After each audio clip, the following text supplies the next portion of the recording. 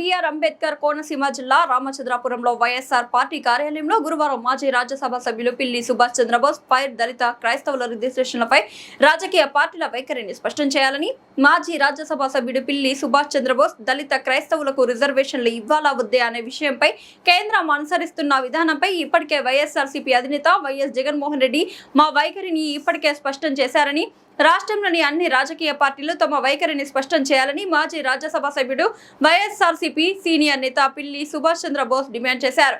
పట్టణంలోని గాంధీపేటలో పార్టీ కార్యాలయంలో గురువారం ఆయన మీడియా సమావేశంలో మాట్లాడారు. భారత రాజ్యాంగం ప్రకారం దేశంలోని ఏ పౌరుడైనా తాను ఇష్టమైన మతంలో కొనసాగే హక్కును కల్పించిందన్నారు.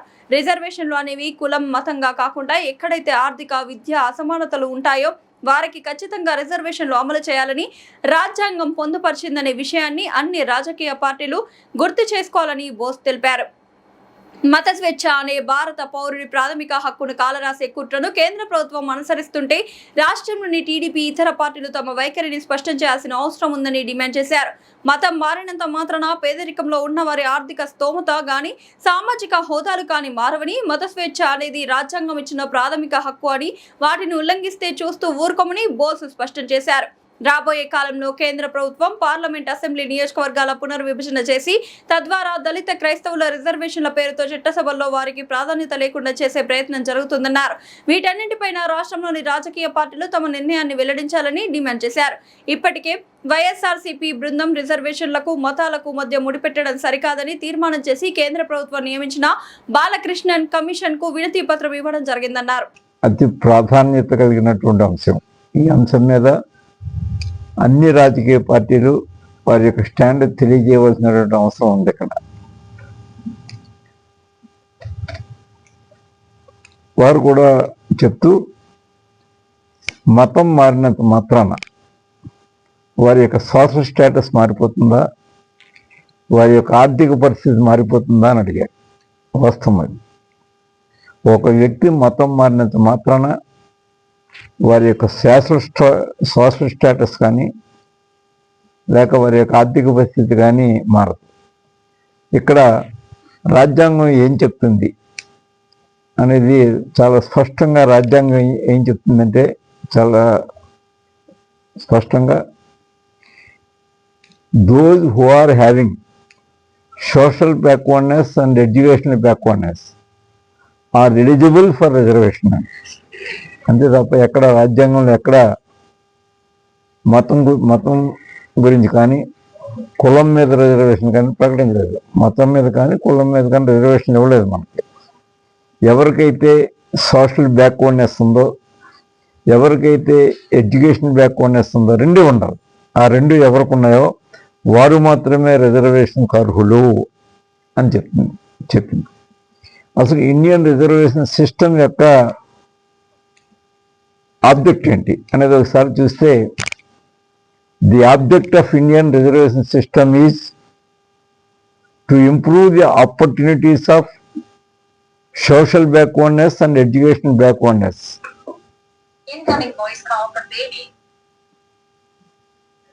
ఎవరికైతే ఉందో వారికి రిజర్వేషన్స్ అవసరం.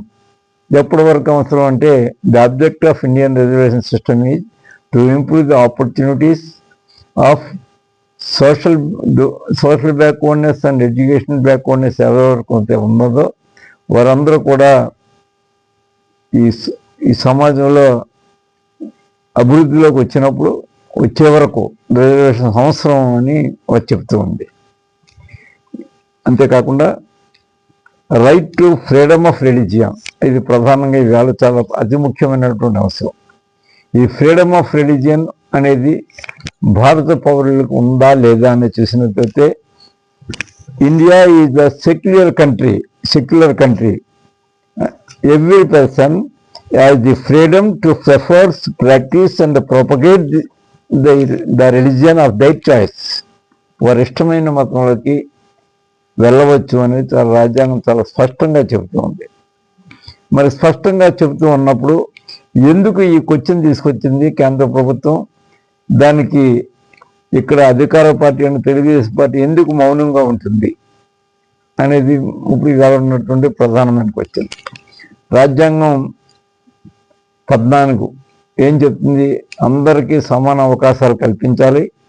సమాన అవకాశాలు కల్పిస్తూ రాజ్యాంగం ఆర్టికల్ 16(4) ఏం చెప్తుందంటే సమాన అవకాశాలు కల్పిస్తూ సామాజిక న్యాయం పాటించండి అని ఆర్టికల్ 16(4) చెప్తుంది. అంటే ఎవరైతే సోషల్ బ్యాక్వర్డ్నెస్ ఉన్నారో, అంటే సామాజిక వెనుకబడుతూనే ఉంటాం, ఎవరికైతే విద్యా వెనుకబడుతూనే ఉంటాం, ఆ రెండు ఎవరికైతే ఉన్నాయో వాళ్ళందరూ కూడా అర్హులే రిజర్వేషన్కి. ఎక్కడ కూడా కులం బేస్గా తీసుకుని రిజర్వేషన్ ఇవ్వలేదు, మతం బేస్గా తీసుకుని రిజర్వేషన్ ఇవ్వలేదు. రాజ్యాంగం చాలా స్పష్టంగా చెప్పింది, ఎవరు ఇష్టమైన మతంలో వారు ఉండొచ్చు అని చాలా స్పష్టంగా, స్వీకరించవచ్చు అని చాలా స్పష్టంగా చెప్పింది రాజ్యాంగం. అలా చెప్పినప్పుడు రాజ్యాంగాన్ని సవరించే అధికారం కూడా పార్లమెంట్కి లేదు. ఈ విషయంలో ఫండమెంటల్ రైట్స్ విషయంలో రాజ్యాంగం సవరించే అధికారం పార్లమెంటుకు కూడా లేదు. కేశవానంద భారత్ కేసులో ఏం చెప్పిందంటే సుప్రీంకోర్టు ఫండమెంటల్ రైట్స్ విషయంలో కానీ, మీరు ప్రాథమిక హక్కుల విషయంలో కానీ మీరు కలగజేసుకుంటూ ఏ ప్రభుత్వం మార్చడానికి ప్రయత్నం చేస్తే సుప్రీంకోర్టు చూస్తూ మౌనంగా ఊరుకోదు. ఎవరైనా వచ్చి మా తలుపు తట్టినా తట్టకపోయినా మేము స్వీయమొటగా ఈ కేసును స్వీకరించి దాని మీద మేము విచారణ జరుపుతాం అని చాలా స్పష్టంగా సుప్రీంకోర్టు కూడా చెప్పింది. మరి ఎందుకు ఈ అంశాన్ని మీరు వెలుగులోకి తీసుకొస్తూ ఉన్నారు? ఎందుకు మీరు దళిత క్రిస్టియన్ని రిజర్వేషన్స్ దూరంగా నెట్టివేయాలనే ప్రయత్నం చేయటం అది సాధ్యపడదు. భారతదేశంలో ఈ రాజ్యాంగం అమలులో ఉన్నంతకాలం అది సాధ్యపడదు. అంచేత దయచేసి దాని మీద మీ స్టాండ్ ఏంటి, తెలుగుదేశం ప్రభుత్వం యొక్క స్టాండ్ ఏంటని మా అధ్యక్షులు అడిగారు, జగన్మోహన్ రెడ్డి గారు అడిగారు. మేము దానికి ఇవాళ పరిపూర్ణమైనటువంటి మద్దతు తెలియజేస్తూ ఉన్నాం. మద్దతు తెలియజేయడానికి ఇవాళ ఇక్కడ ప్రశ్న తెరవటం జరిగింది. ఎందుచేతంటే ఇక్కడ పొరపాటున కూడా మీరు వారిని రిజర్వేషన్ దూరంగా నెట్టివేయడానికి ప్రయత్నం చేస్తే ఊరుకునే ప్రసక్తే లేదు. వైఎస్ఆర్ కాంగ్రెస్ పార్టీ అటు కేంద్ర ప్రభుత్వానైనా ఇటు రాష్ట్ర ప్రభుత్వానైనా ఊరుకునే ప్రశ్నే లేదు. పెద్ద ఉద్యమం చేస్తాం.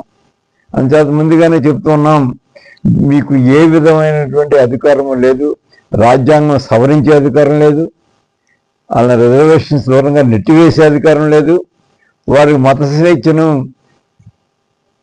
స్వేచ్ఛకు భంగం కలిగించే అధికారం కూడా లేదు.